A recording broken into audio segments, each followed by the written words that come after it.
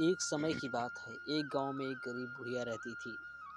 वह पूरी तरह से अकेले रहा करती थी। उसका कोई भी नहीं था, ना बाल बच्चे, ना कोई रिश्तेदार। सुबह शाम लोगों के छोटे मोटे काम किया करती थी, जिसके बदले लोग उसको पैसे, अनाज या खाने पीने का सामान दे दिया करते थे, जिसको खा पी कर वह अपना जीवन बिताया करती थी। वह अपने जीवन में पूरी तरह संतुष्ट थी। उसे भगवान से किसी प्रकार का कोई गिला शिकवा नहीं था। दूसरों के सामान के कारण बुढ़िया का घर पूरी तरह से सामानों से भरा हुआ था। एक बार की बात है, वह अपने घर को खोलकर घर के सामान को धूप दिखा रही थी। समय वहां से दो चोर जा रहे थे। उन्होंने देखा कि बुढ़िया के घर में तरह तरह का सामान भरा हुआ है, तो उन्होंने बड़ा लालच आया। वो सोचने कि इस घर में तो बुढ़िया अकेले रहती है, क्यों न हम आकर इससे घर को ही साफ कर दें। माना कि सामान पुराना है, लेकिन कुछ तो पैसा मिलेगा। यह बुढ़िया अकेले हमारा कुछ बिगाड़ भी नहीं पाएगी। चोरों ने बुढ़िया घर को अच्छी तरह से देख लिया, समझ लिया कि उन्हें किस तरह से बुढ़िया घर की सफाई करनी है। उसके बाद चोर अपने घर वापस चले गए।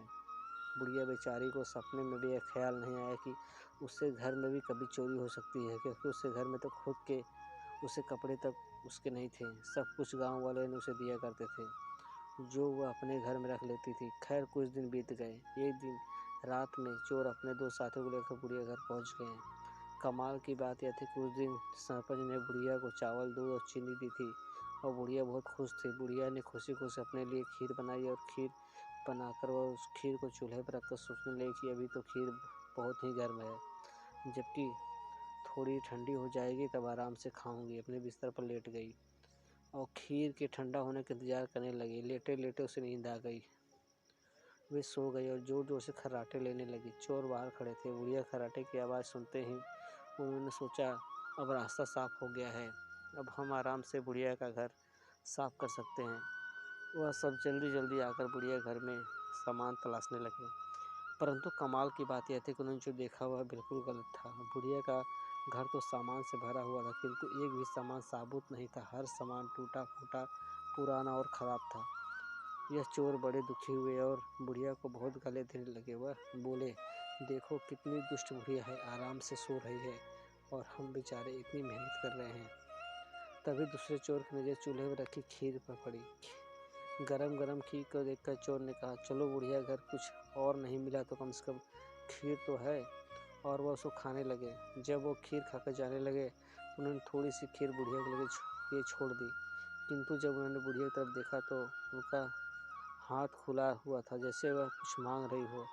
साथ उसका मुंह भी खुला हुआ था, जिसे देखकर चोरों सोचा कि बेचारी बुढ़िया लोगों से मांग मांग कर अपना जीवन बिता रही है, लगता है बहुत थक गई है और खाने के लिए खीर मांग रही है। आखिर उम्र में है तो हमारी माँ के बराबर। और बिना कुछ सोचे समझे गरम गरम खीर बुढ़िया के मुंह में डाल दी। गरम गरम खीर मुंह में पड़ते ही बुढ़िया जोर से चिल्लाई, हाय दैया, मार डाला, मार डाला, मार डाला। बुढ़िया की चीख सुनते ही चोर डर के जल्दी जल्दी छुपने लगे। जिसने मुंह में खीर डाली थी वह ऊपर जाकर छिप गया, एक चारपाई के नीचे और एक चारपाई के दाएं। बुढ़िया की चीख सुनते ही गाँव वाले बुढ़िया घर आ गए। पूछने लगे, क्या हुआ माँ? बुढ़िया बोली, मुझे क्या पता, ऊपर वाला जाने। यह सुनते ही ऊपर छिपा हुआ चोर बोला, अरे भला मैं क्यों जानूं, तुम्हारी चारपाई के नीचे छिपा चोर ना जाने। यह सुनते ही चारपाई के नीचे वाला चोर बोला, मैं ही क्यों जानूं, चारपाई के दाएं छुपा चोर क्यों न जाने।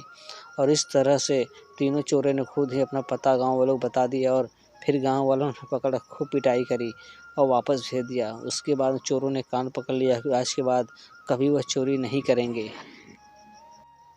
दोस्तों, अगर आपको हमारी वीडियो पसंद आए तो प्लीज़ हमारे चैनल को लाइक सब्सक्राइब शेयर जरूर करें।